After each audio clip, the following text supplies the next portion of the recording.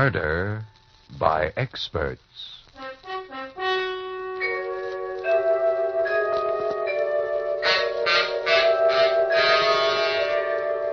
The Mutual Broadcasting System presents Murder by Experts, with your host and narrator, Mr. John Dixon Carr, world-famous mystery novelist and author of the recently published bestseller, The Life of Sir Arthur Conan Doyle. This is John Dixon Carr. Each evening at this time, Murder by Experts brings you a story of crime and mystery which has been chosen for your approval by one of the world's leading detective writers, those experts who are themselves masters of the art of murder and can hold tensity at its highest. Tonight's guest expert is Mr. Hugh Pentecost, author of many memorable thrillers, who has selected a story by a young newcomer you'll do well to watch, Andrew Evans. Be very careful as you listen, for, as Mr. Pentecost says of this thriller, the story has not only a twist, but an unforeseen double twist, which takes one completely by surprise. And now we present Summer Heat.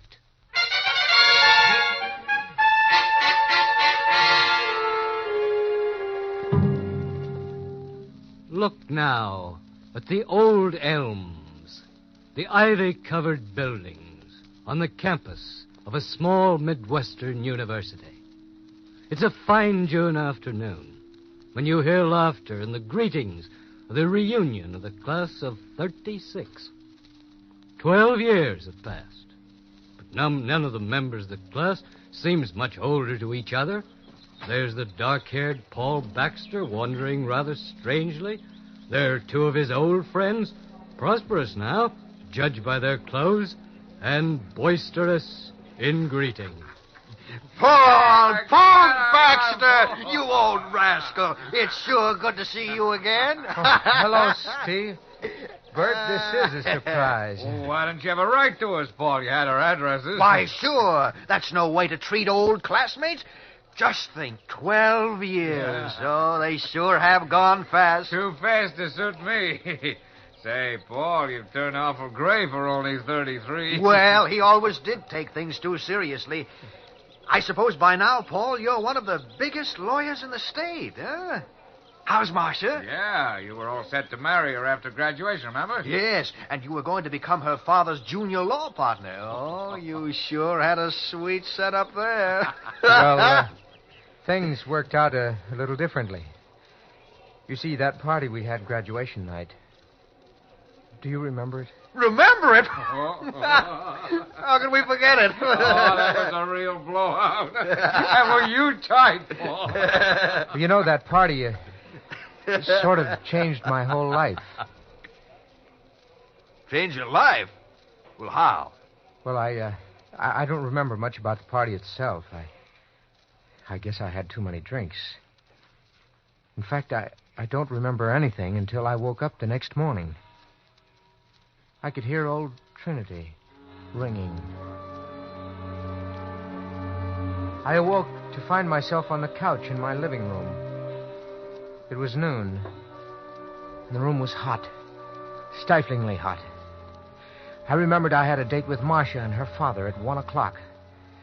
I got to my feet. My head ached. There were heat waves before my eyes.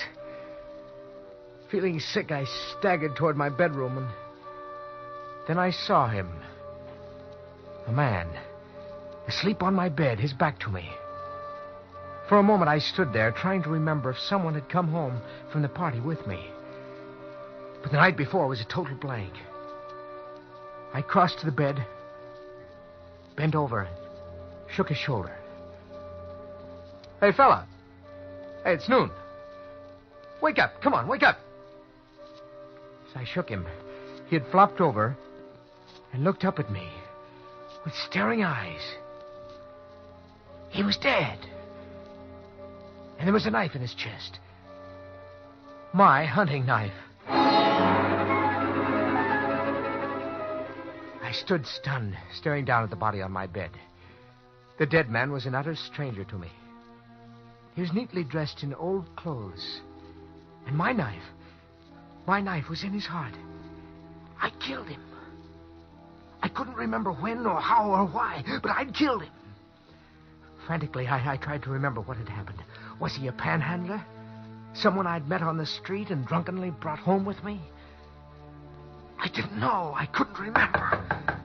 As I stood there, trying to get a grip on myself, I suddenly realized there was someone at the door. Instinctively, I walked into the living room and towards the door. Just as I was about to open it, I realized the danger of letting anyone into the apartment. I put my ear against the door and listened. I heard voices. Yours, Steve. And yours, Bert. Hey, Paul, open up. We want to say goodbye. Come on, Paul. Wake up, will you? We're leaving for California in 15 minutes. I guess old Paul isn't in. Yeah. I wonder how he felt when he woke up. Boy, what a head he must have had. Still, I'd sure hate to leave without saying goodbye. Well, he has our California address. He can write to us. Come on, or we'll miss that train. Then they were both gone, and I dared to breathe again. I tried to think calmly, figure out what to do. I knew I should call the police, but they might charge me with murder. And what defense could I offer? I thought of Marcia.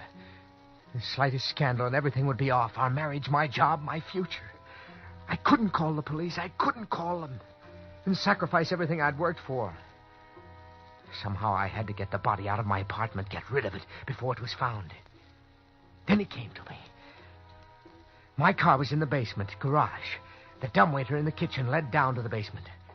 I could put the dead man in the dumbwaiter, lower him to the basement, get him in my car, and then... Mr. Paul! Oh, Mr. Paul! It was Jenny, the cleaning woman. She'd let herself in with a key. I hurried into the living room, closing the bedroom door behind me. Oh, there you are. A fine time for a rising young lawyer to be getting up. Oh, hello, Jenny. I guess I overslept. I was at a party last night. A party, was it? Everyone on the campus is talking about it. And the complaints. Well, now, step aside and let me into that bedroom. I got to start cleaning. Jenny, can't you come back later and do the place? No, I can't. Now, get out of my way. Jenny, wait. I don't want you to clean up yet. Paul, what's wrong? Why are you blocking the door like that? Well, the truth of the matter is, one of the boys had a bit too much last night, and he's in my bedroom sleeping it off. Oh, well, get him out of there. Take him to a Turkish bath. Turkish bath. Oh, yes, that's a good idea. Look, Jenny, just give me half an hour to get him dressed and out of here.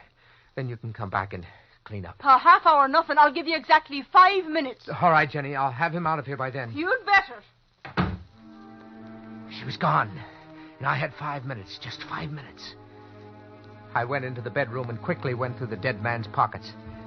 They were empty. There was no identification in them.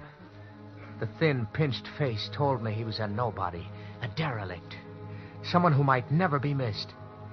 As I was about to lift him off the bed, the phone rang. Its shrill ring filled the room. Hello? Hello, darling. Marcia. How was your stag party last night? Did you miss me? Miss you? You sound as though you have a dreadful hangover. Hangover? Oh, yes. Oh, excuse me a minute, Marcia. There's someone at the door. Yes?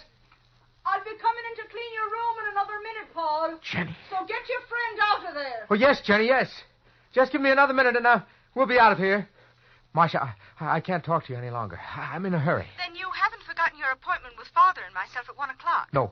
I may be a little late, but I'll be there. Paul, you mustn't be late. I've told you over and over what a stickler Father is for punctuality. He can't stand people who are late for appointments. Well, you recall how furious he was when you didn't I know, show up. Marcia, but You have 45 minutes to shave, shower, and dress. That's plenty of time. And, Paul, wear your gray flannel suit with the blue knitted tie and be sure you're there on Yes, time, Marcia, darling. yes, but I've got to hang up. Jenny will be coming back any minute that I... Well, what if she is? Now, darling, you haven't forgotten what we discussed yesterday afternoon. Yesterday afternoon? Yes. No, I know Father's brusque and inclined to bully people, but don't let it upset you. After all, it's our future he's... Marcia, I can't talk any longer. I've got to hang up. Jenny will be back. I've only seconds left. What in the world are you talking about? Now, when Father asks... Marcia, I've got to hang up. I've got to. Goodbye. I hung up the phone and wiped the sweat running down my face. It took only a moment to lift him off the bed, carry him into the kitchen, pull the dumbwaiter up, and put his body into it. I closed the door to the dumbwaiter, ran out of the apartment, and started down the stairs to the basement.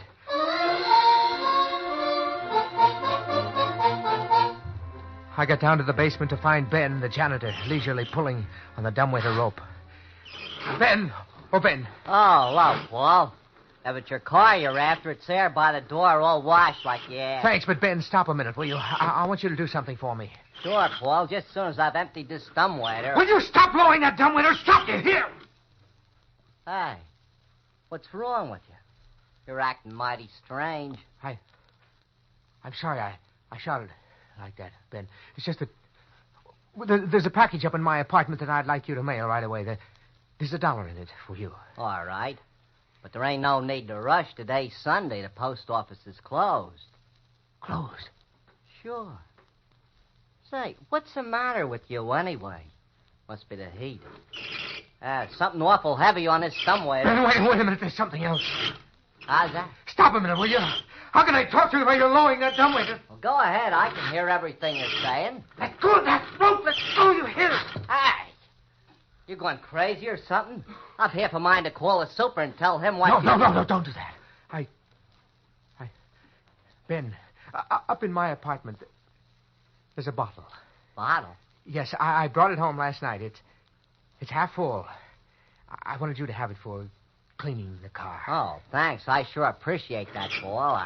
I'll go up and get it as soon as I've emptied this dumbwaiter. It's almost down now. But Ben, Jenny just went in to clean. You know how she feels about drinking?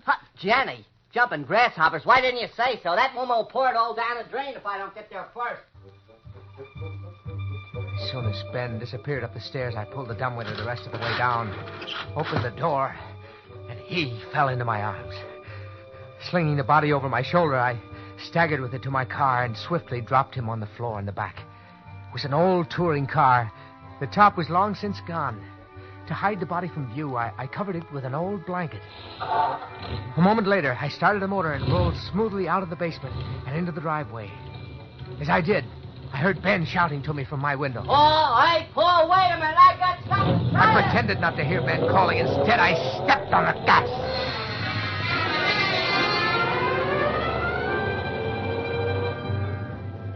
I was almost proud of myself as I drove past the campus. I was in trouble, but I was thinking fast, as a good lawyer should. I'd already decided I'd have to get rid of him by dumping him into the river. As I came to Main Street, driving neither too fast nor too slow, I turned left toward the river. There was very little traffic, and I was just about to speed up when behind me I heard a whistle blowing. It was Dugan, the town's only traffic cop, and he was blowing for me to stop. There was nothing to do but pull over to the curb. As Dugan hurried up to me, I realized I'd driven through a red light. Hello, Dugan. Never mind that hello, Dugan stuff. What's the matter? You colorblind? I'm sorry, Dugan. I just didn't notice the light. You just didn't notice the light. That's fine. Think you and me had better take a ride over to Justice Miller. Oh, look, don't run me in, Dugan. It won't happen again. That's what all you college cut-ups say. Next thing you know, you'll be telling me... What do you got there in the back? Underneath that blanket? Under the blanket? You heard me. What's under it? Why, that's Roy Hamilton, one of my classmates. Yeah, well, what's he lying on the floor under a blanket on a hot day like this for? Last night at our farewell shindig, Roy had a few too many. He's still out. I'm taking him home. Where does he live? At Mrs. Randolph's boarding house. What are you handing me? That's in the other direction. Yes, I know, but first I'm taking him to the Turkish Bath on Elm Street. Yeah, well, by the time you get him there, the poor guy will be dead. Ain't you got no sense? What do you mean? Look at the way you got the blanket over his head, and in this heat, too. I better pull the blanket off his face so he can breathe. No. I covered his face on purpose. Suppose Dean Richards or somebody saw Roy like this. Yeah, that's right. But just the same, I better... Constable, could I see you for a minute? I'll be right with you, Jensen. Where were we, Baxter? Oh, yeah, the guy in the back. He'll smother to death if we don't move the... It's important. I've got to see you right away. I'm coming. I won't run you in this time, Baxter, but from now on, stay awake when you're driving. I will, Dugan. And for Pete's sake, pull the blanket off that guy's head. Take it easy, Jensen. I'm coming.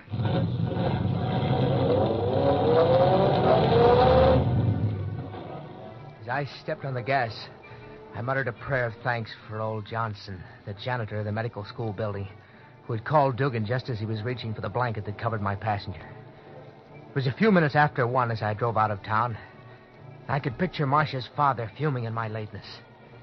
The sun was scorching in my open car as I drove along River Road, looking for a place to hide the body.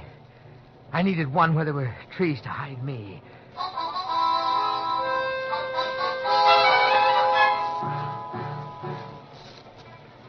The hours that followed were like a nightmare.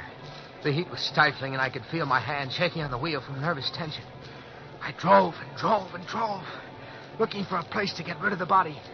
But the whole countryside seemed to be swarming with people, families picnicking, Boy Scouts camping, kids in swimming, couples in parked cars. No matter where I turned, there was always someone in sight. Little spots danced before my eyes. Waves of faintness swept over me. My hand began to ache, and my head, too. Unbearably. It was already long after 3. I was late for my date with Marcia and her father. That didn't matter.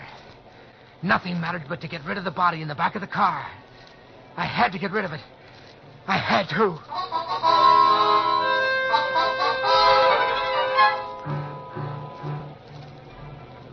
I drove, mile after mile, turning from one road to another, searching endlessly for a safe place to stop. Then I realized I was running out of gas. I saw a gas station ahead, and I decided to stop there.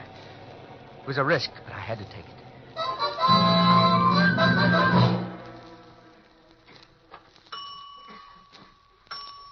Okay, mister. That's 5 gallons. Want me to check your oil? No, thanks. How much? It's $1.15. Whew, boy, it's hot, isn't it? Yes, it's hot, all right. Here you are. That's $1.15 out of 5. Now get your change. Hey, this rear tire looks a little flat. That's all right. You want me to check it? Won't take but a minute. It's all right, I tell you. Okay, mister, just you say. Your rear door's open. I better shut that for you. Leave that door alone. But you don't want to drive along with your rear door open. That's funny. There's something in the car jamming it. I better have a... Leave that door alone and get my change. But you... All right, mister. Just as you say. I'll get your change. He hurried into the station. I looked in the back of the car and saw what had kept the door from closing. It was a hand. His hand sticking out from under the blanket. The attendant had seen it. He would be phoning the police.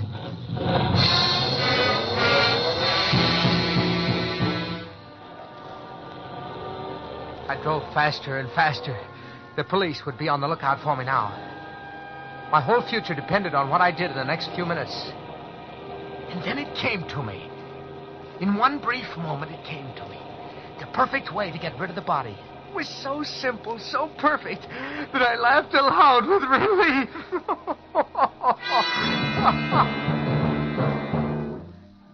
A half hour later, I was parked in an alley behind one of the university buildings.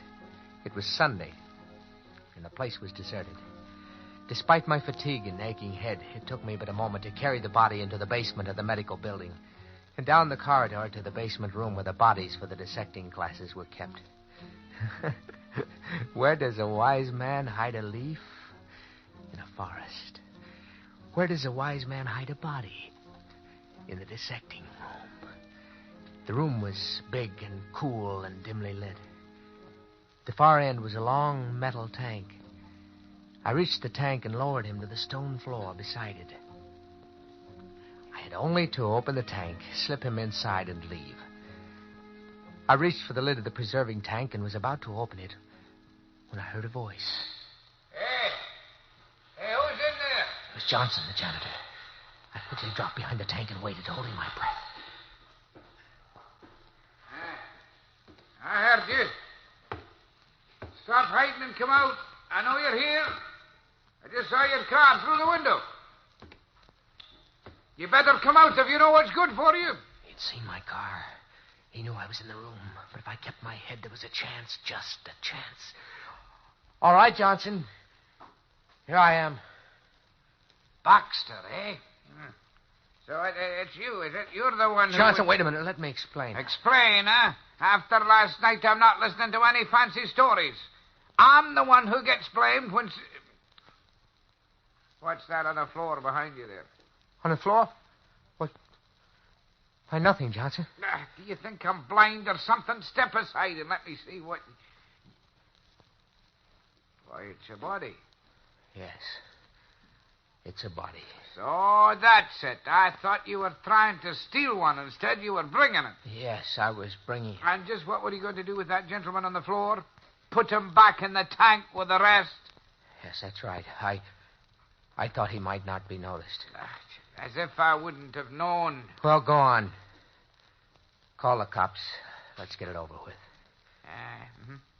All right, Baxter. Of course, I don't have to call the cops. Nobody knows about this but you and me. What do you mean?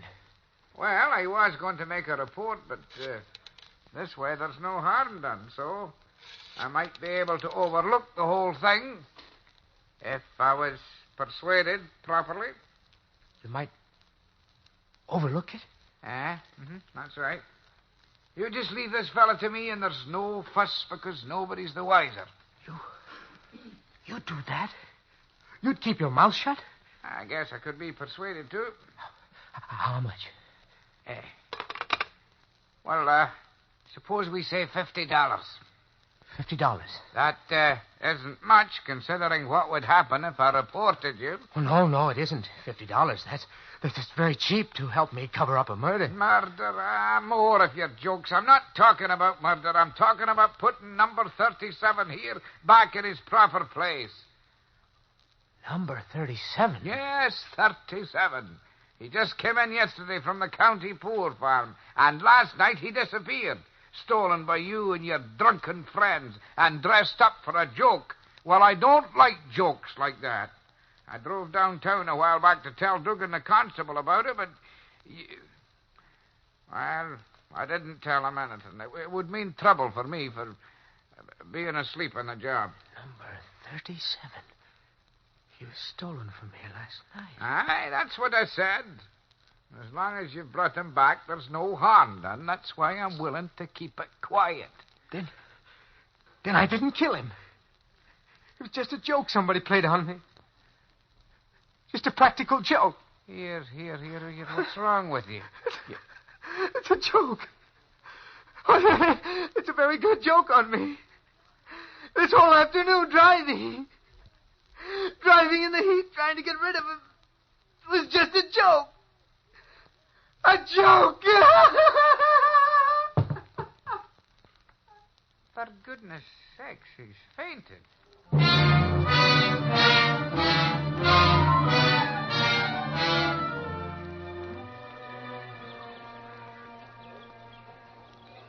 Well, that's the story of what happened the day after our graduation party 12 years ago. When I came to, I was in the college hospital. I'd been unconscious a week. They said it was just a slight breakdown brought on by sunstroke. I was all right after a while, but somehow I wasn't interested in law anymore. Marcia and I didn't get married, and I didn't become her father's junior law partner. Good Lord, Paul. We never knew any of this. Gosh, Paul, I can't tell you how sorry I am. We never dreamed our gag would turn out like that. Your gag? Why, sure. See, after the party broke up that night, we were feeling pretty high, and... Well, it was a crazy idea, but we thought it would be funny to steal a cadaver from the medical college and leave it in your room with your knife in it. Then it was you? The two of you? Well, yes, Paul. Gosh, I feel terrible about this, but... Well, that day we left, we came up to your apartment to tell you about a little joke, only you weren't in. We had to rush for our train, but we phoned from the station. Ben, the janitor, answered, and we told him to explain about the cadaver. I heard him calling, but I didn't stop. Paul, will you ever be able to forgive us for what happened? Forgive you? Forgive you? No. No, I'm going to kill you. I'm going to kill you, do you hear? Kill you. Hey, wait a minute. No. Kill you. Bert, help me. Paul! No. Paul, let him go. He's choking me. I kill you. I kill you. God. Here he is, men. Grab him. Quick, grab him. Let go of me. Let go. Quick, now, get him back to the hospital. I'll kill him. Take him out. I'll kill him. I'll kill him. I'll kill him. I'll kill him. You hurt, mister? No, I'm all right. But you came just in time. He was trying to kill me. Why, he sure was. He just went crazy. Well, I'm sure sorry this happened. You see, he slipped away from the hospital this afternoon. We figured he'd head this way.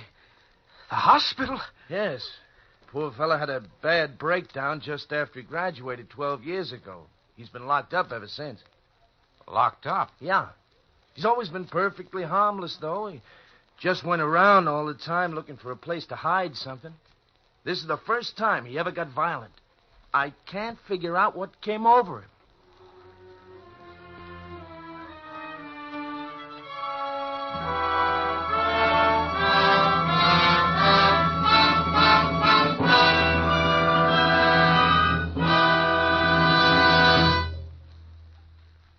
And so the curtain falls on Summer Heat, which was chosen by guest expert Hugh Pentecost, whose latest thriller, Where the Snow Was Red, will be published next month. We welcome your comments on tonight's story. All letters should be addressed to Murder by Experts, care of Mutual Broadcasting System, New York 18, New York. Next week at this time, Murder by Experts brings you the story of a woman who pitted her wits against death. A story selected for your approval by Brett Halliday, creator of the rough, tough detective known as Mike Shane. Until then, this is your host, John Dixon Carr, saying good night.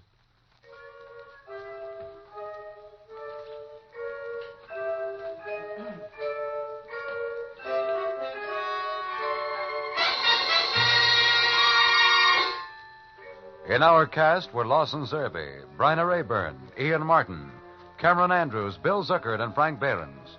Summer Heat by Andrew Evans was adapted for radio by Robert A. Arthur and David Cogan. Original music was composed by Richard LePage. The orchestra was conducted by Emerson Buckley. Murder by Experts is produced and directed by Robert A. Arthur and David Cogan. All characters in this story were fictitious, and any resemblance to the names of actual persons was purely coincidental. Phil Tonkin speaking. This is the world's largest network serving more than 500 radio stations, the Mutual Broadcasting System.